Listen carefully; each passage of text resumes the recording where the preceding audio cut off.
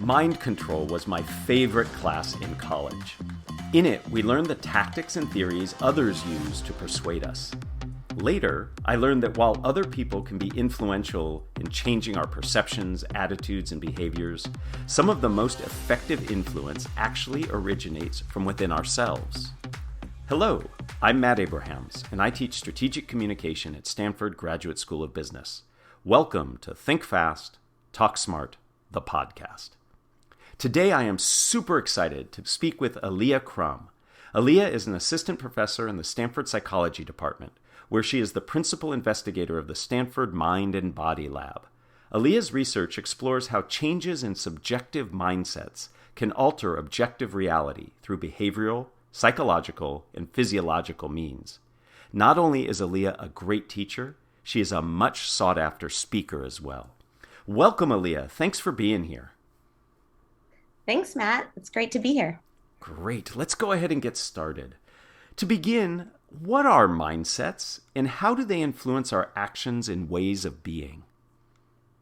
We define mindsets as core assumptions that we have about domains or categories of things that orient us to a particular set of expectations, explanations, and goals. So to put that a little bit more simply, mindsets are, ways of viewing reality that shape what we expect, what we understand, and what we want to do.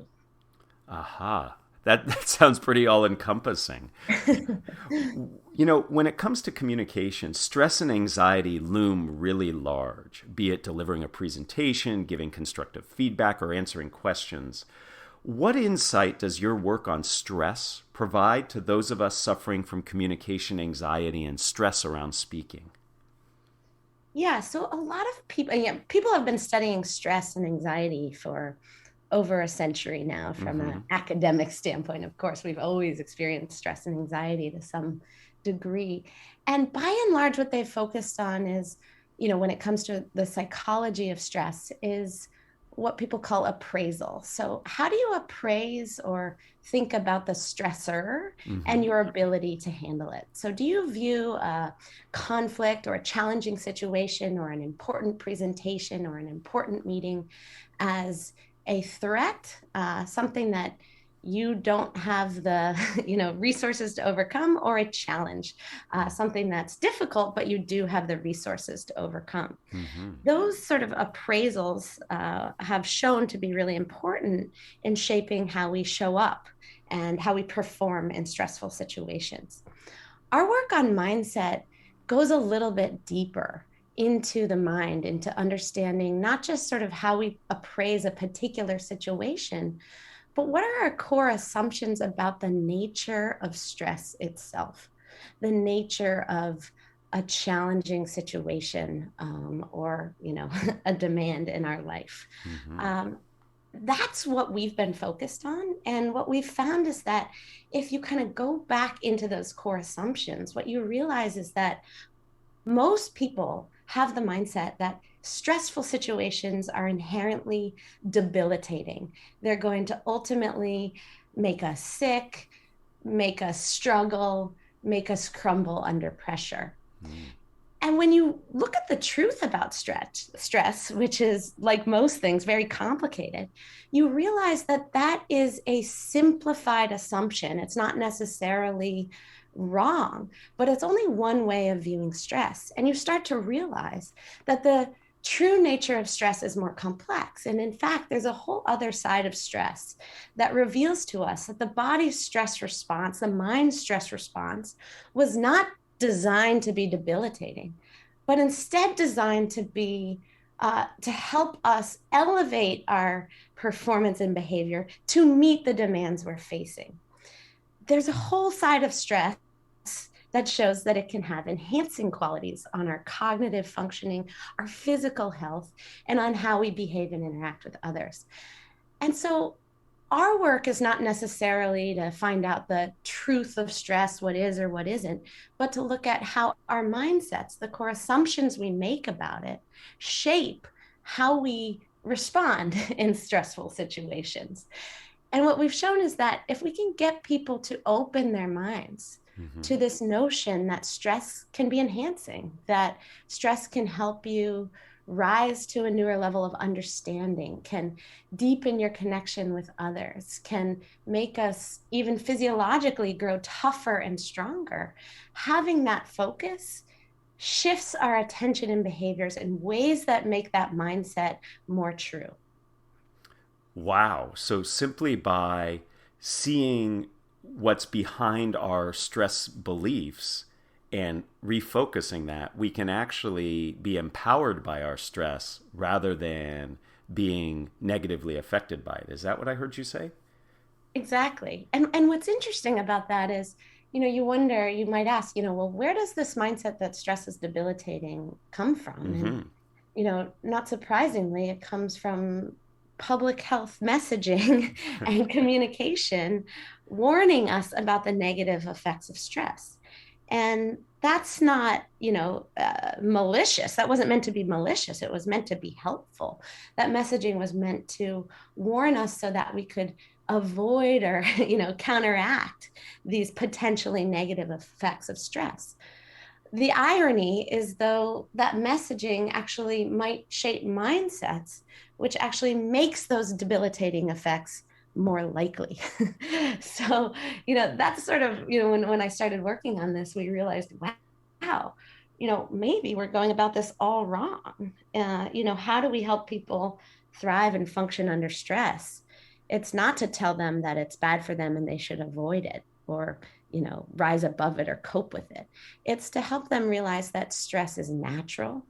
Stress is inevitable when you're living a life that's connected with, things you care about. Right. And learning how to embrace it, learning how to work with it is really what helps us thrive and grow and perform at our highest level.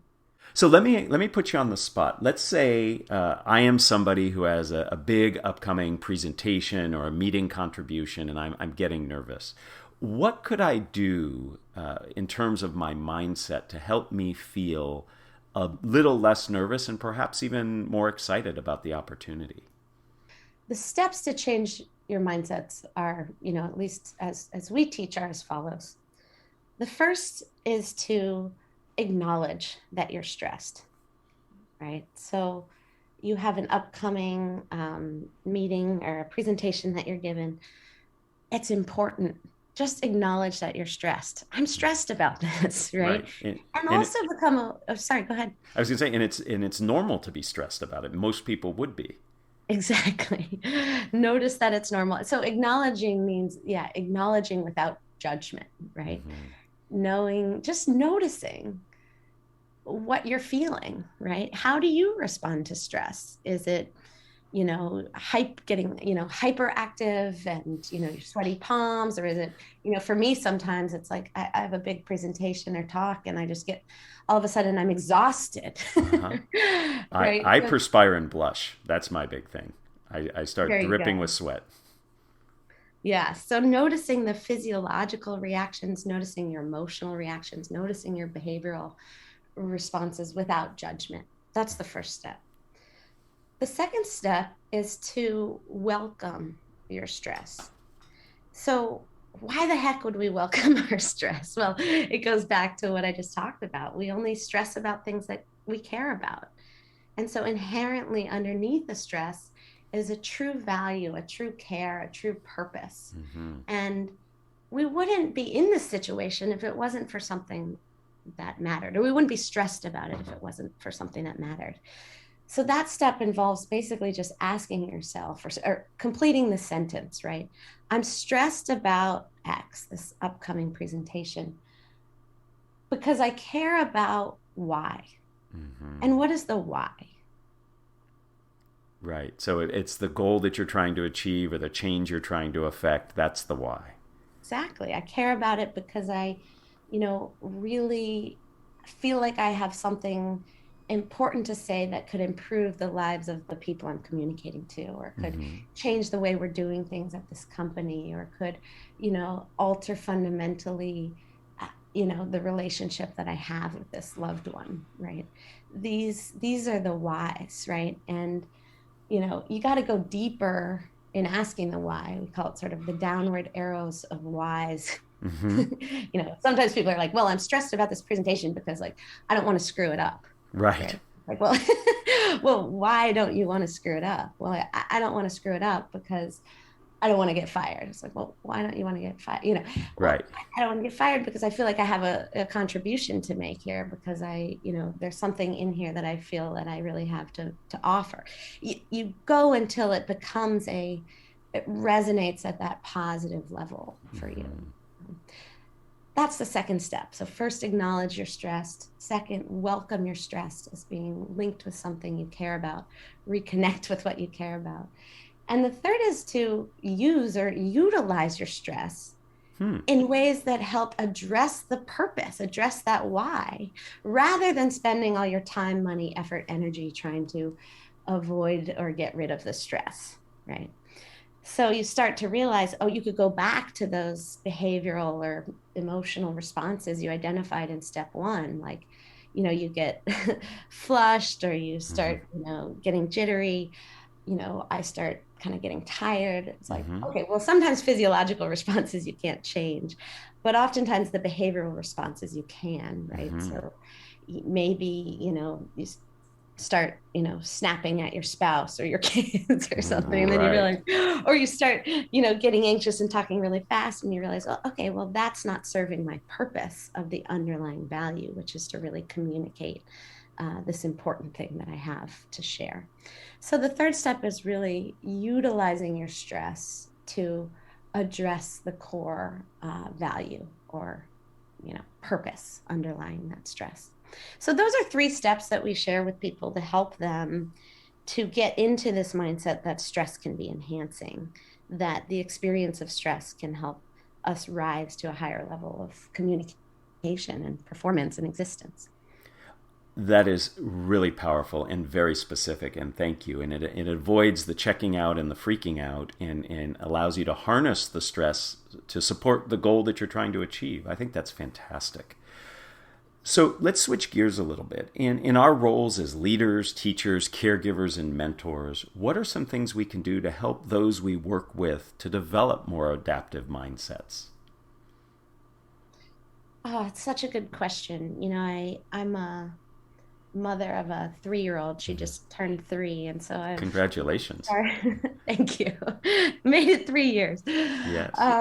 It's been such a joy and also a challenge. It's raising a human is perhaps I have 2 teenagers, believe me, I know. Yeah, so certainly we have lots to talk about. And you start to realize, coming from the work that I've done up until this point, that so much of parenting or leadership, if we equate to that, revolves around trying to get people to do something, to change their behavior.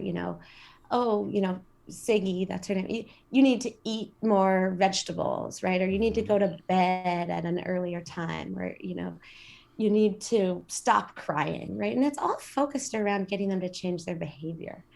And what I've been trying to do, at least in applying my academic and intellectual research to my personal life, is to realize that it's ultimately not about the behavior. Or maybe it is at the end of the day, but what if we could think about setting, and not even changing, but setting mindsets for them that help them adopt adaptive behaviors on their own accord, right? So what is the deeper mindset that exists in her mind or in anyone's mind that is leading them to engage in a behavior that might not be the appropriate one or the useful one?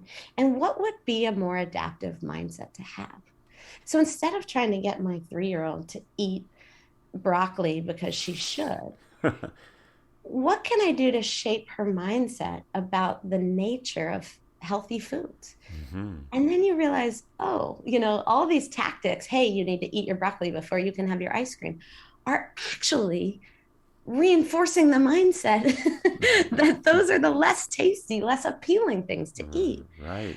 So what can I do in my communication as a parent or as a leader to help shape adaptive mindsets and focus on that more than the kind of how do we persuade somebody to do something we want to do. Going back to the stress thing, this is really important because a lot of parents and a lot of leaders try to sort of shelter people away from stress. And I think we need to rethink that approach and help open our kids and our, employees' minds to the power of embracing stress, talking about it, embracing conflict, talking about it, and so forth. Now, caveat there, of course, that doesn't mean purposely seeking out more stress. It doesn't mean laying on, excess chores for your children to do or excess, tasks hours at work. of work. Yeah. But, given that we're inevitably going to experience stress anyways, how can we embrace that? And how can we help shift mindsets about that first and foremost, rather than harping on their behaviors? Wow, that really helps me reframe some of the things I did when I was leading the teams I led in the corporate world. I definitely took that approach of my job is to shelter, protect, prioritize. And I see now on reflection, given your insights, that it would have been much better for me to engage them in discussions of how to better handle the stress and look at the way we're approaching it rather than just trying to deflect and defend them. So thank you for that. So you yourself, Alia, are a very accomplished speaker. As evidenced by your TED Talk, you have over 4 million views. People are really gravitating towards what you talk about.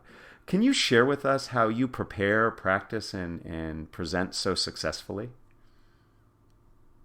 Yeah, it's interesting. With that TED Talk, I just knew I had something to say, right? I think why it's been successful, if it has been successful, is that it came from a place of true, like, authentic, this is really what I want to say. And I really believe in this, and I believe in the value that this has for people in their lives. The funny thing about that TED Talk is I went into it and I was all prepared and I really worked on it hard. And I got up on that stage and I was so nervous, right? I was just like, and for me, my, physiological tendency with anxiety, especially with communication, is my voice starts to quiver and shake. So I could notice that that was happening right while I was doing that. And, what got me through to the end was just to stay connected to the why that I was up there, why I was doing this, connecting with the real sort of, at least, power in the message that I felt I had to share. And it's interesting because I think I was like devastated after I delivered it. I was like, oh my God, I totally screwed it up. I was like anxious, I was this and that. But in the end, it's okay. And if some anxiety seeps through, that's also authentic and showing that I really cared about it. I really cared about doing a good job. Yeah, as somebody who has done talks like that and has coached many people who have done talks like that, you did a fantastic job. And you're right, you come off as very authentic. You certainly come off as confident. And it sounds like putting your purpose first and knowing that you had something of value to contribute to the audience helped you get through that. And it comes through for sure. So I encourage everybody to take a look at it. It really reinforces many of the points that we've talked about. So before we end, I'd like to ask you the same 3 questions I ask everyone who joins me. Are you up for that? Of course, yeah. All right. So question number 1. If you were to capture the best communication advice you ever received as a 5 to 7 word presentation slide title, what would it be? Be yourself, your best self. Oh, I like that. It's very empowering and encouraging. Do you find that a mantra like that helps you? I do. So my father taught, he was a Aikido master. He taught meditation, and then he became a public speaker and communicator on conflict and peak performance. And what I do is actually what he teaches, which is a 3-step process of getting centered and present, connecting to your highest value and your sort of qualities that you want to exhibit. And then the third piece is being open to the mystery, which is, yes, you have a purpose, you have a why here, you have a need to present and connect and share something, but also you have so much to learn. And there's so much to be gained from just being open in a situation. So it's, that balance between being present, being powerful, and having a sense of confidence and conviction, but also being open to the mystery. That's cool. So many people think of communication in particular as one way they're communicating with the audience, but there's a lot that you can learn, and being open is fantastic. But let me move on to question number 2. So question 2, who is a communicator that you admire and why? Well, I'd have to say, my dad. I just mentioned that a lot of what I employ in my life to, be a good communicator, be, as high functioning as I can, comes from my upbringing and learning from him around centering and working with energy and connecting to one's highest purpose. And he was a masterful communicator. He's just a great storyteller. But I think what made him most powerful was just how authentic he was, and how he really came from a place of wanting to help people, be their best selves. And so I really, have learned a lot from him and admire him. It sounds to me like energy, presence, authenticity, openness are all characteristics of your father and his communication approach. And you can certainly see that in the way you approach your communication. Let me ask you question number 3. What are the 3 essential ingredients that go into a successful communication recipe? Be present, be yourself, but be your best self, right? Connect to really what matters, really what you care about. What are you actually trying to do here that's of value, right? That's what I mean by being your best self. And the third piece is be open. We're great communicators only to the extent that we're really able to listen and learn and be flexible in the way we think, in our assumptions and abilities to communicate. I think those 3 ingredients are key, and perhaps they're everything. I would agree. I think those 3 ingredients sum up nicely everything people need to do to not just be a good communicator, but just to be a good person as well. Well, Alia, thank you so much. I am completely fascinated by the work you do and the impact that it can have. You're clearly very passionate and articulate about it. Thank you so much for sharing specific things we can all do to adopt and support positive mindsets. Thank you. Thanks, Matt. It was so fun, and I look forward to talking more about all of this. Excellent. Me too. Thank you for listening to Think Fast, Talk Smart, the podcast, a production of Stanford Graduate School of Business. To learn more, go to gsb.stanford.edu. Please download other episodes wherever you find your podcasts.